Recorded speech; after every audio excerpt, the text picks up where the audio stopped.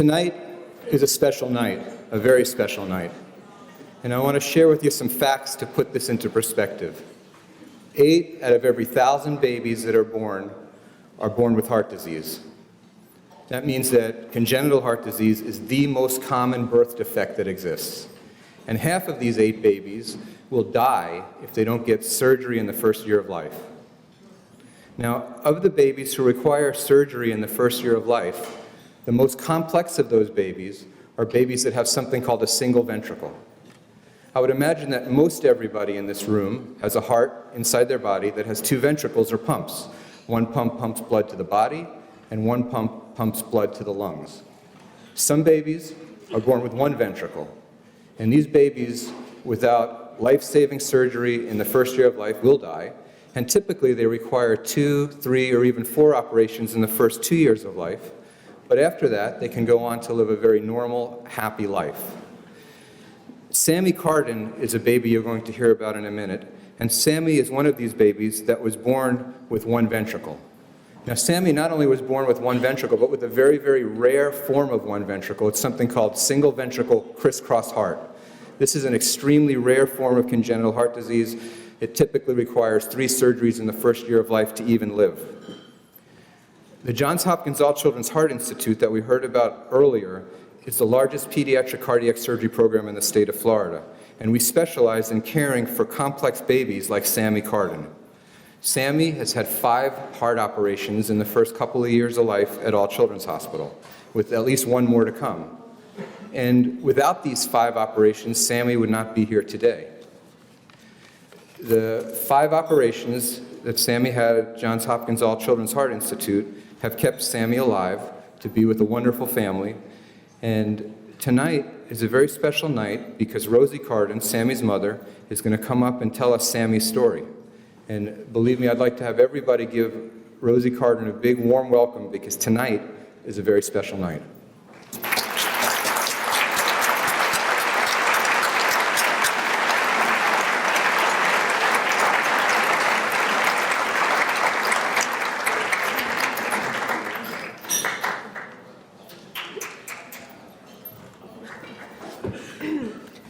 Y'all just bear with me. I'm very nervous. And that also just made me cry, so.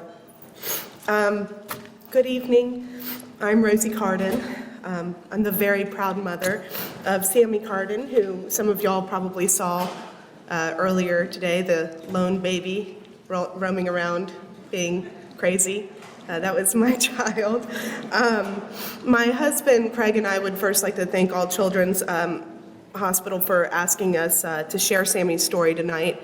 We're so honored to be here and so very grateful for ACH for giving our family the most precious gift and love, our miracle, our Sammy.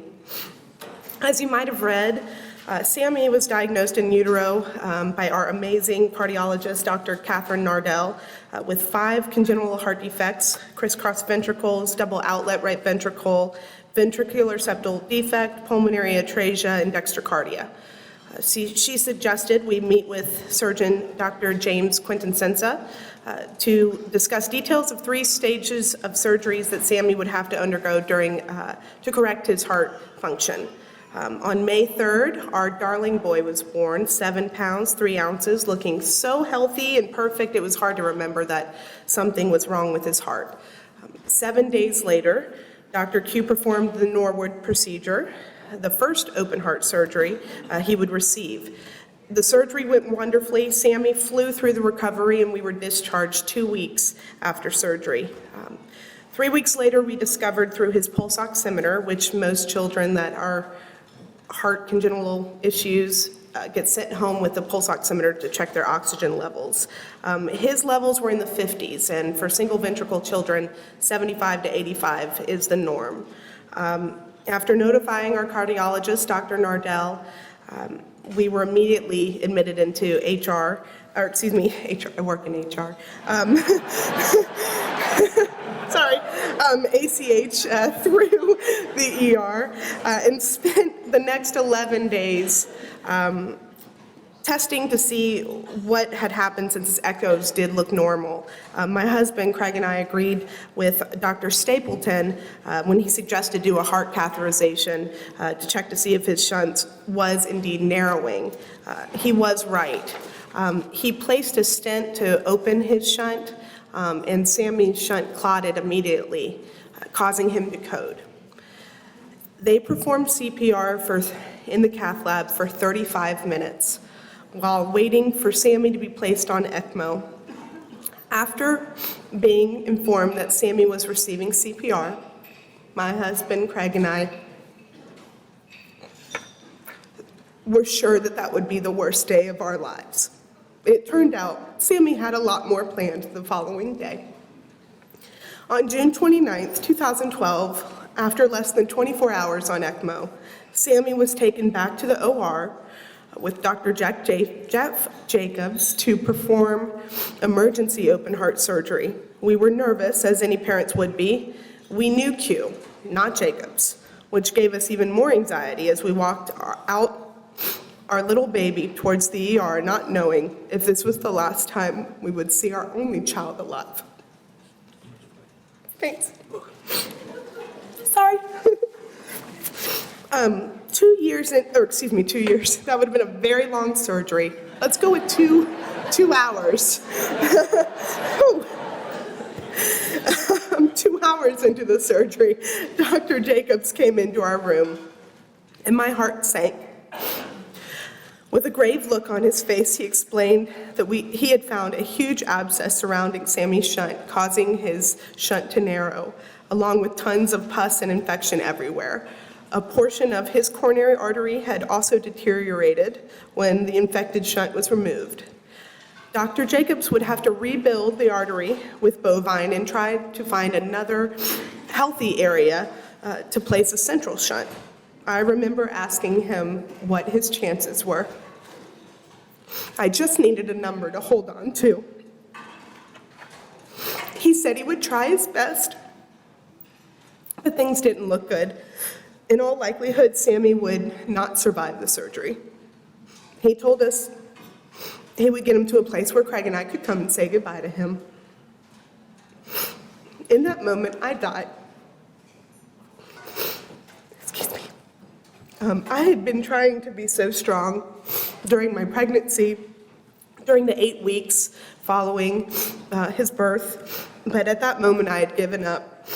My child was going to die. Honestly, I don't remember much about the next 10 hours of surgery, other than my husband trying to be brave for me and assure me that everything was going to be okay. I was consumed with my anger at God and overwhelming grief. After a 12-hour surgery, the OR nurse called us to tell us he was being taken off bypass. He was breathing on his own. He was alive. I had given up.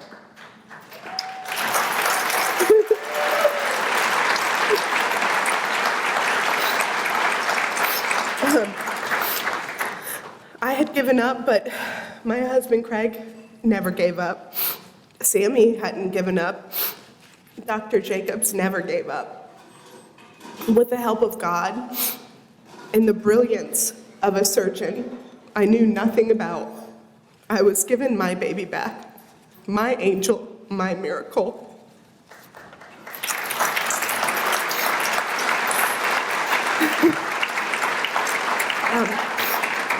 Through the 3 months of recovery that followed, All Children's, specifically the CV ICU, became our home and our family until once again we were discharged. On January 3rd, 2013, we were back at All Children's for the second stage of Sammy's surgery, the bidirectional Glenn. Our glorious surgeons, Dr. Q and Jacobs, worked on this one together, and 2 weeks later we were discharged again. Sammy came back in July of last year for a possible stent placement or angioplasty in his left pulmonary artery. Into the cath lab he went again, which is not a fun place for us. Our cardiologist, Dr. Nardell, came into the waiting room and sat with us. She spoke with Dr. Stapleton for us and said that he had called off 4 large collaterals, which had opened Sammy's LPA right up. There was no need for any sort of intervention. Thankfully, this was just an overnight stay, which allowed us to be able to remove his G-tube as well, which was a really great thing for us, for any parent that has gone through feeding problems with their child. He was one step closer to being a normal little boy. That was the last time we were inpatient at All Children's.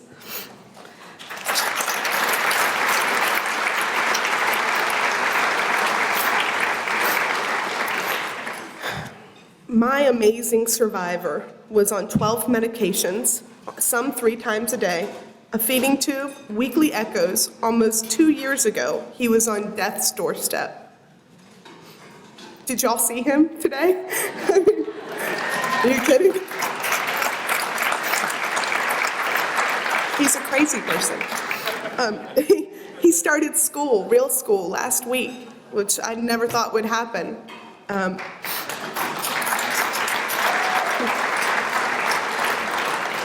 He's only on a half a tab of aspirin a day. It's the only medication he's on. He eats like it's his official job. Like he's a large person. He is really, truly, without a doubt, the happiest child I know. He is living life like any 2-year-old would be living and should be living, with no fear. We have one last surgery, knock on wood. When Sammy is 3 years old, the Fontan, I have all the confidence in the world that it will go wonderfully because I trust this hospital and I trust its physicians. Now standing here, I think, what can we give to ACH after all they've given to my family?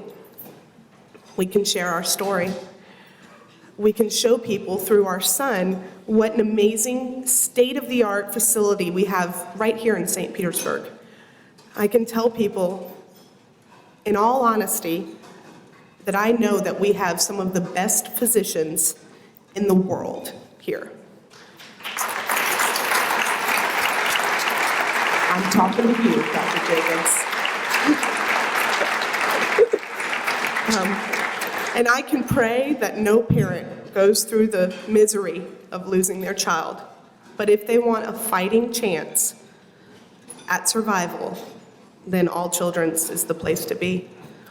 So thank you, a million trillion times thank you. Thank you, Dr. Jacobs, for giving me my Sammy. And thank you to All Children's. Thank you.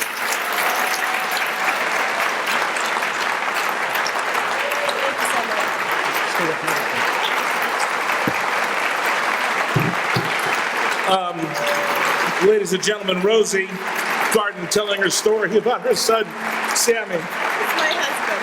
What's his name? Craig, come up here. This is her husband, Craig. The Carden family, everybody. You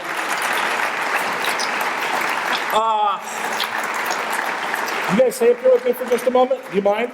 You guys, I won't make you talk anymore, I promise. You were amazing. And no, you were absolutely amazing. So God bless you. Thank you so much. When you hear stories like that, folks, that's what life is like. So they're having a baby, everything's happy, and then all of a sudden, bang, that moment hits you. That, and listen to their story. I don't know how anybody's not crying listening to them. That moment you go from absolute joy to absolute terror. They lived through it. And if it wasn't for the folks at All Children's Hospital, we wouldn't be standing up here. I wouldn't be standing next to these brave, courageous people. They always say God gives you what you can handle.